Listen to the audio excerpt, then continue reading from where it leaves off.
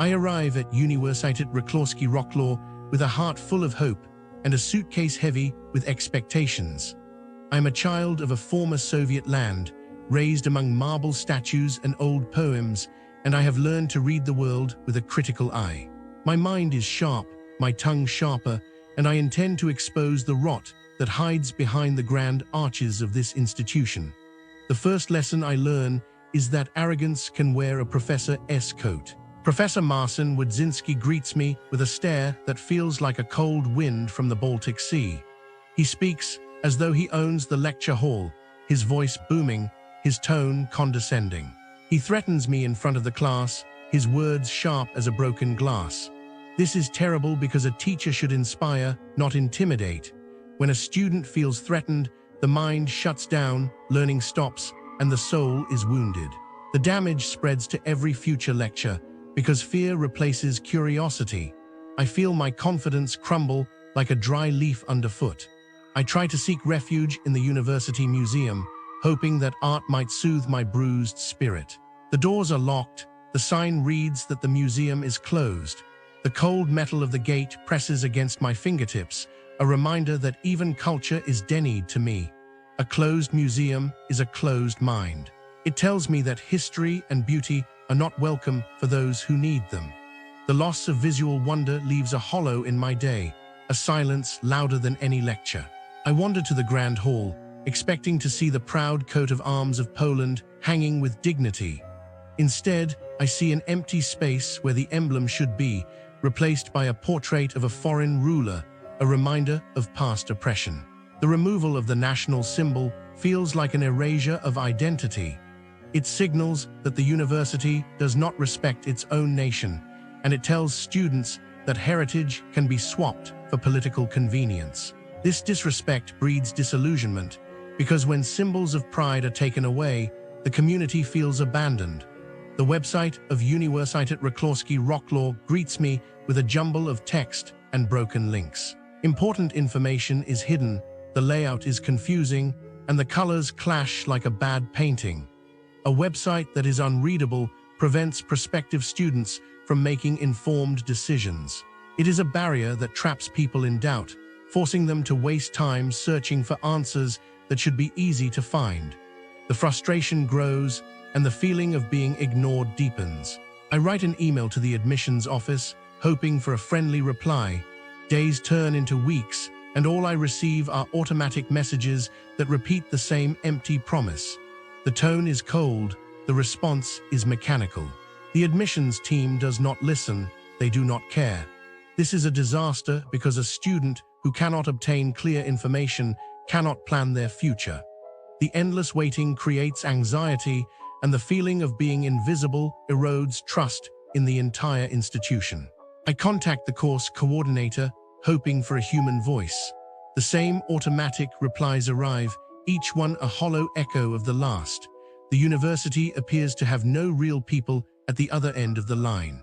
When communication fails, students feel abandoned, their dreams fade, and their motivation wanes. The lack of personal attention shows a system that values paperwork over people. The international office is described as a joke by many. I experience it myself when my visa paperwork stalls for days. The staff are unhelpful, they speak little English, and they seem to enjoy watching foreign students stumble. A broken visa means a lost semester, a delayed graduation, and a shattered plan. The bureaucracy becomes a maze with no exit, and the stress it creates can ruin mental health. The university's promise of being international is a lie, a cruel mask that hides indifference. Classrooms are overcrowded, the chairs are old, the air is stale, the lighting flickers, making it hard to read notes. When a room is uncomfortable, concentration slips away and the desire to learn diminishes. The facilities are outdated, the walls bear graffiti and the floors creak with neglect. A dilapidated environment tells students that the institution does not invest in their well-being. This leads to fatigue, irritability, and a sense that the university does not value their presence. The grading system feels arbitrary. Professors award marks without clear criteria, showing favoritism to a few.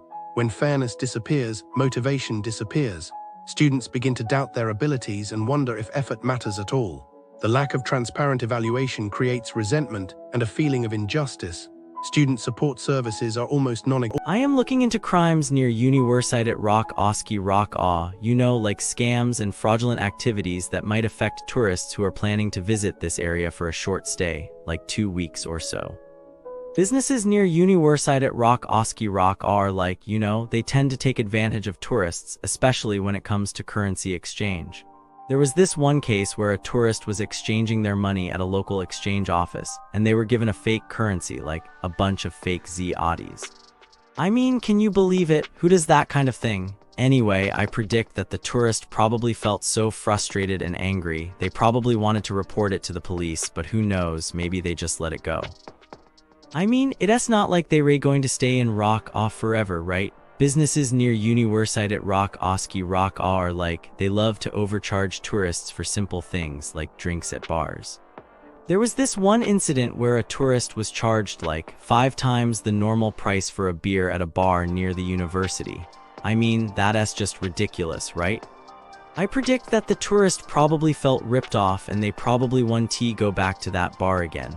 They might even tell their friends and family about the bad experience, which is, not good for the bar's reputation. Businesses near Uniwersytet Wrocławski are they might sell you things that you don't really need, like rose sellers. There was this one case where a tourist was approached by a rose seller and they were forced to buy a rose for a really high price. I mean, who needs a rose that bad, right? I predict that the tourist probably felt really annoyed and they might even try to avoid those rose sellers in the future. They might even warn their friends and family about those annoying rose sellers. I will now go over how the businesses near Uniwersytet Wrocławski are like. The overall picture is rather bleak. A pattern of poor service, hidden fees, broken facilities, and a general tendency to treat visitors as an inconvenience emerges from the many complaints. It feels as if the area has a hidden rule that the customer must suffer before the staff can smile. This makes it difficult for a traveler who hopes for a smooth and pleasant experience. The first impression comes from the large shopping center that dominates the streets. The businesses in that zone all share an attitude of neglect. The air conditioning in the restrooms is practically non-existent, creating a stifling environment that makes breathing feel like a chore. The parking system is another source of frustration.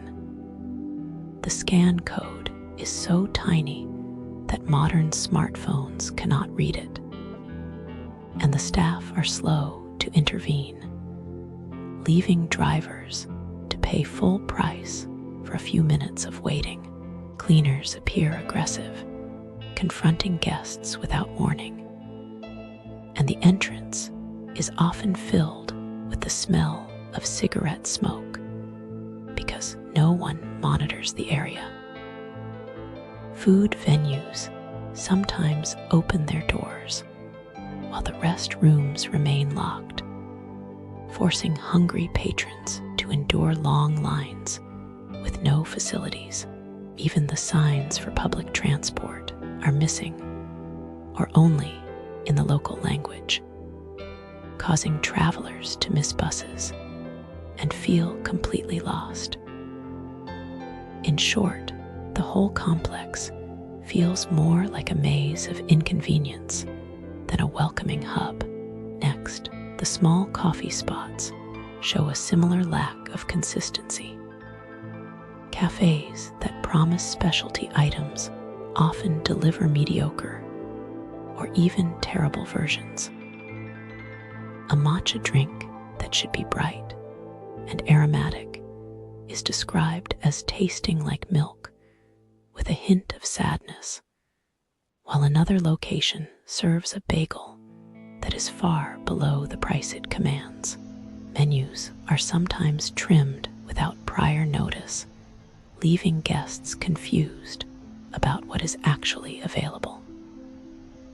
Waiting times stretch far beyond reasonable limits, with a croissant taking 40 minutes to appear, and baristas appear to joke about giving discounts only when a review is posted, which undermines trust.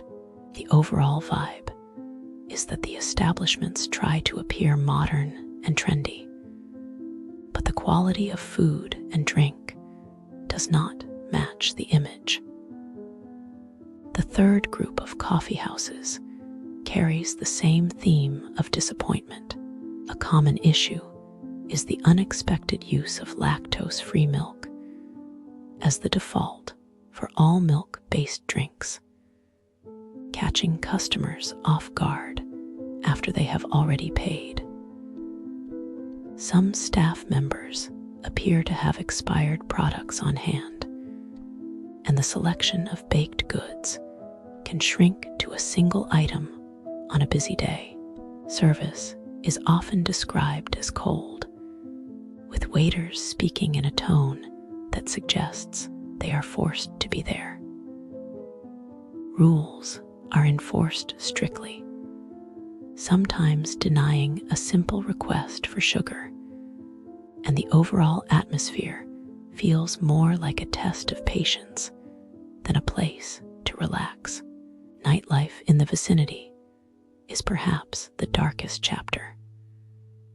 All nightclubs share a predatory approach to pricing and treatment of guests. A venue that markets itself as a lively spot actually appears to run a scheme where patrons are constantly pressured to purchase overpriced drinks for performers, with hidden costs such as jacuzzi access costing thousands of zloty. Reports describe feeling as if one is being extorted, with staff watching every move and judging patrons by appearance. In some cases, drinks may be spiked, leading to severe consequences and a lingering sense of danger. Language barriers are used to intimidate, and foreign visitors are charged extra entry fees that are not disclosed up front. The overall impression is a place where the thrill of night entertainment is eclipsed by a constant feeling of being taken advantage of. The concept store that also serves coffee tries to blend retail with a cafe experience, yet it fails on both fronts. The coffee is repeatedly called weak and overpriced, and the minimalist interior, while visually appealing, feels oppressive when the drinks do not meet expectations. Staff sometimes scrutinize customers' bags and personal items, creating an atmosphere of suspicion rather than hospitality. A lack of clear payment information forces customers to struggle with cash transactions, and the staff's dismissive attitude towards cash users adds to the frustration. The result is a venue that feels more like a checkpoint than a welcoming boutique. Finally, the cocktail bar that promises a cool vibe suffers from rude staff, spoiled beverages, and a chaotic operation. Patrons report that a simple beer can taste off, and when they point this out, the bartender defends the poor quality with arrogance.